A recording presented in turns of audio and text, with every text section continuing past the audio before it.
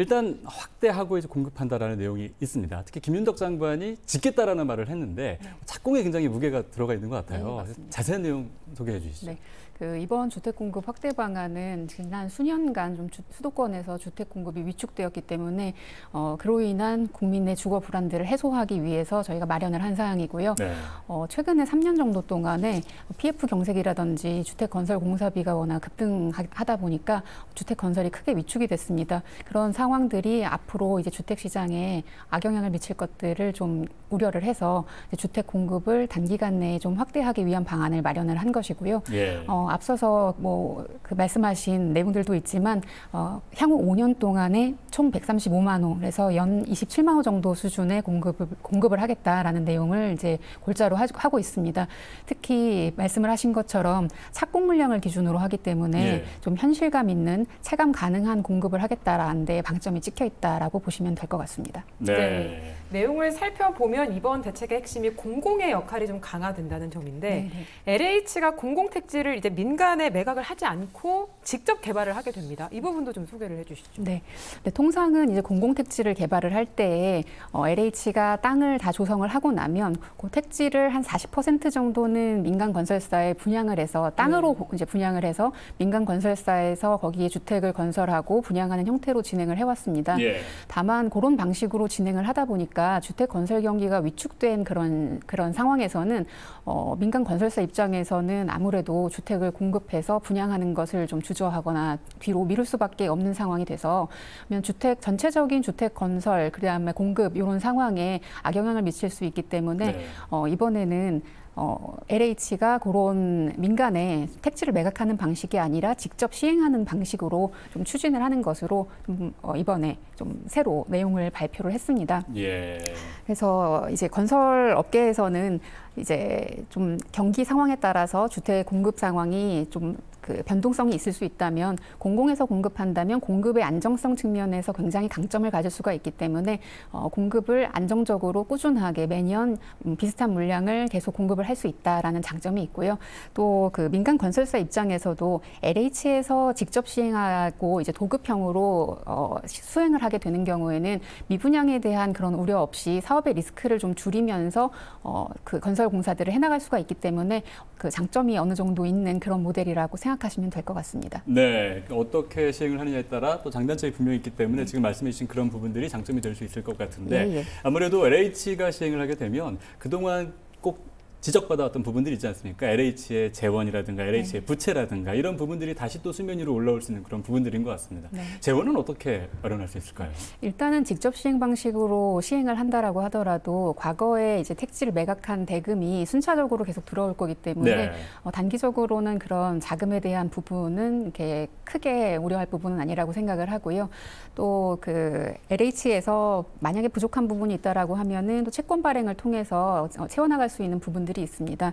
다만 이제 직접 시행으로 이번에 저희가 전환을 하는 물량들은 도급형 민간 참여 사업이라고 해서 예. 민간의 이제 설계와 시공, 그다음에 자금에 대한 부분들까지 다 민간에서 책임을 지고 나중에 분양 수익이나 임대료 수익으로 사후에 정산을 하는 방식으로 이제 자금 구조가 이루어지게 됩니다. 예. 그렇기 때문에 LH가 사업 초반에 대규모의 자금을 투입하는 그런 형태의 사업 모델은 아니다 보니 크게 이렇게 자금 부담이 앞쪽에 쏠리지는 않을 것이다라고 생각하고 있습니다. 예. 네. 이 도급형 민간 참여 사업에 대한 이야기를 해주셨는데 LH가 시행을 하고 민간이 시공을 하는 이 과정에서 주요 건설사들이 과연 참여를 할까 이 부분 그리고 공사비가 좀 낮게 책정이 돼서 품질이 낮은 주택이 나오는 거 아니냐 이런 목소리도 있는데 어떻게 보십니까? 네, 현재도 사실 LH 도급형 민간 참여 사업에 일군 건설사들이 많이 참여를 하고 있습니다. 저희가 2024년, 2025년 2년 동안에 시행한 사업들을 보면 민간 참여 사업에 17개사가 선정이 됐는데요. 그중에 64.7%인 11개사가 시공능력 평가 32 이내의 그런 업체들이었고요. 네. 그다음에 94% 이상이 시공능력 평가 100위 정도에 해당하는 업체들이었기 때문에 앞으로도 그렇고 이제 민간 참여 사업에 건설사들의 민간인들의 관심이 꽤 있을 거다라고 보고 있습니다. 또 품질 측면에서도 민간 참여 사업은 건설사가 자체 브랜드를 내고 그 설계와 시공을 다 전담을 해서 사업을 시행하는 구조이기 때문에 건설사들이 자기 책임에 맞게 품질도 고품질의 그런 공공주택을 생산할 수 있을 거다라고 생각을 하고 있고요. 저희가 민간 참여 사업에 대해서도 물가 변동률에 대해서는 좀 적정하게 반영할 수 있는 그런 제도 개선을 2023년에 기완료를 했습니다. 네. 그렇기 때문에 공사비 측면에서도 네. 이제 적정한 수준으로 좀 반영될 수 있도록 하고 결국은 이제 좋은 품질로 지어질 수 있도록 하는 그런 제도 개선 방안들도 계속해서 검토해 나갈 계획입니다. 네, 이번 9월 7일에 있었던 부동산 관계 장관 회의의 내용을 보면 사실 보통 부동산 정책하면 새로운 곳을 개발해서 발표하고 막 이런 경우가 있었는데 그게 아니라 이제 기존에 있는 부분을 빨리 착공하겠다 이런 쪽이 되게 막 보이고 잡혀 있는 것 같거든요. 그래서 3기 신도시의 같은 경우 어느 정도 빨리 이번 대책으로 좀 아파트 공급이 될까요? 네, 이번에 그 공공택지의 사업 속도를 높이기 위한 방안들도 많이 발표를 했는데요. 네. 사업 단계별로 이제 계획에서부터 보상 그리고 이주 철거에 이르는 각 단계별로 어떻게 조기화할 것인지에 대해서 구체적인 방안을 제시를 했습니다. 그래서 저희가 3기 신도시가 지금 총 8곳에서 진행이 되고 있고 32만 8천 호가 공급이 계속해서 진행이 되고 있는데요. 네. 그 앞단 2018년에 발표했던 5개 지구 같은 경우에는 이미 사업이 어느 정도 진행된 상황이기 때문에 한 6개월에서 1년 정도 조기화를 시킬 수 있다라고 생각을 하고 있고요. 예. 21년에 발표된 3개의 지구가 있습니다. 그 3개 지구 같은 경우에는 1년 이상 좀 조기화가 가능할 것으로 그렇게 보고 있습니다. 예. 네. 이번 대책에 이제 서울 도심의 유휴부지를 활용해서 주택을 공급하는 방안도 있는데 2030년까지 4천 가구 공급이 목표인 것으로 알고 있는데요. 이 과정에서 지자체나 주민 반대로 좀 계획에 차질이 생기는 거 아니냐 이런 목소리도 있는데 어떻게 보십니까? 네. 이번에 그 성대 운동장 포함해가지고 4개소를 발표를 했습니다. 그 4곳의 도심 유휴부지는 모두 좀 신속하게 주택 공급할 수 있도록 지방자치단체 그리고 관계기관하고 의견 조율을 어느 정도 거쳐서 지금 발표를 한 상황이기 때문에 예. 추가적인 의견 분쟁에 대한 우려들은 크게 없다라고 보고 있고요. 앞으로도 이제 사업 구체화시켜 나가면서 지방자치단체들과 의견도 수렴을 하고 또 주민들이 원하는 그런 편의시설도 충분히 같이 복합 개발을 해서 주민들이 원하는 형태로 개발이 이루어질 수 있도록 그렇게 해나갈 계획입니다. 성대 운동장하고 미래 업무용지 같은 경우에는 2027년 착공을 목표로 하고 있고요.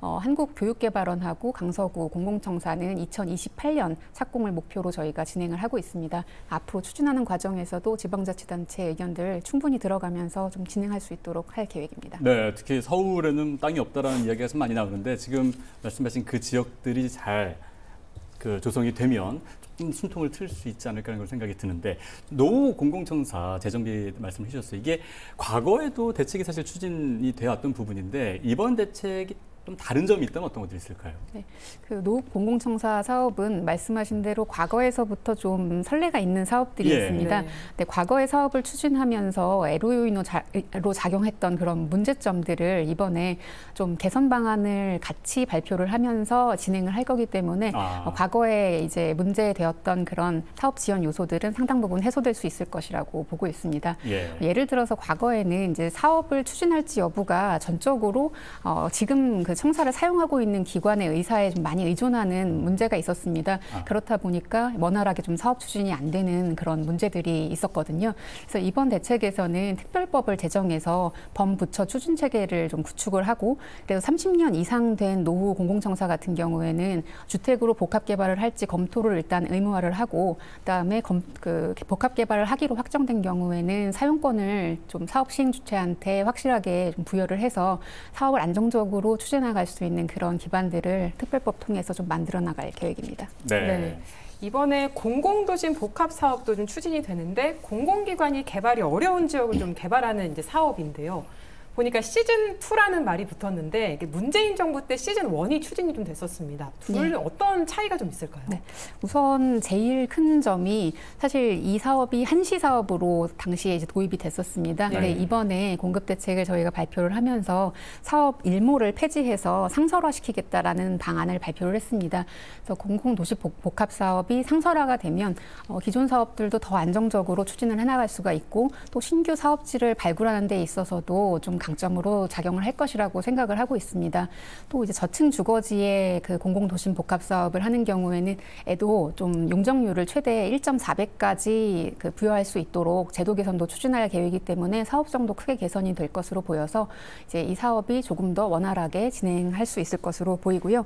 또 이와 별도로 그 과거에 조금 공공도심 복합 사업에 있어서 좀 불합리하다라고 지적되었던 문제점들도 과거에 이제 법령 개정을 통해서 최근에 8월에 시행된 내용들도 좀 있습니다. 예를 들어서 예전에는 2021년 6월 이전에 그 토지 등을 보유하고 있던 소유자들한테만 그 분양권을 주택을 이제 받을 수 있는 권리를 주는 그런 형태의 법이 입법이 되어 있었었는데 그거를 이제 새로 후보지가 발표되면은 발표일 이후로 그러니까 이전에 그 주택, 토지 등을 소유한 사람들에 대해서는 현물 보상이라는 형태로 분양권을 받을 수 있도록 하는 그런 제도 개선도 이루어졌고요. 그 외에도 그 불합리하다라고 지적되었던 문제들이 법령 개정을 통해서 상당 부분 해소가 되었기 때문에 앞으로 조금 더 원활하게 사업을 추진할 수 있을 것으로 생각하고 있습니다. 네, 이번 대책을 보면은 아무래도 공공의 역할 강화로 어느 정도 좀 정리를 해볼 수 있는 그런 부분들이 있습니다. LH가 아까 말씀하신 대로 공공택지 직접 시행하는 부분도 있고 중요한 부분은 민간 주택 건설 경기도 좀 활성화시켜야 할 또 필요가 있지 않겠습니까? 대한민국 GDP에서도 차지하는 비율이 크기 때문인데 이런 부분들은 어떤 계획을 가지고 계십니까? 쉽지는 않은 부분입니다. 이번 대책에 공공부문에서 좀 역할을 하는 것들이 상대적으로 좀 강조가 되다 보니까 민간 건설 공급 활성화 방안에 대해서는 내용이 없는 것 아니냐라는 그런 말씀을 하시는 경우들이 있는데요. 사실 민간 그 공급 활성화를 위한 내용들도 상당히 많이 포함을 하고 있습니다. 예를 들어서 지금은 이제 지자체하고 그 건설 사업을 추진하고자 하는 사업 주체하고 뭐 민원이나 아니면은 그 유권해석에 다툼이 있어가지고 인허가가 지연되고 있는 그런 사례들이 발생할 때 그걸 원활하게 좀 조정할 수 있는 기능이 없다 보니까 저희가 이제 국토부 내에 신속 인허가 지원센터를 설치해가지고 그런 이견 사항들을 신속히 해결하고 조금 더 속도를 낼 수 있도록 하는 제도 개선 방안도 이제 포함이 됐고요. 또 이제 그 35년 동안에 계속 바뀌지 않고 유지됐던 그 획일적인 주택 외부의 소음 기준이라든지 아니면은 이제 학교, 그 새로운 주택을 지을 때는 학교를 짓기 위해서 이제 기부 체납을 하는 경우들이 있는데 그 법정 기부 체납 외에도 다른 사항들을 이제 지자체에서 이제 요구를 해서 그 사업자들한테 좀 과도하게 부담이 되는 그런 요인들도 좀 객관적인 기준을 마련해서 그런 불필요한 사업 비용과 사업 부담들을 줄이기 위한 제도 개선 방안들도 같이 발표가 됐습니다. 그런 내용들이 좀 법령 개정을 통해서 시행이 되면은 민간 사업에도 상당히 긍정적으로 작용할 수 있을 것이라고 생각을 하고 있습니다. 또 이제 민간 사업자에 대해서 공적 보증이나 지원을 금융 지원을 강화하는 내용들도 이번 대책에 많이 이제 포함이 돼서요. 더 적극적으로 좀 지원을 해나갈 계획입니다.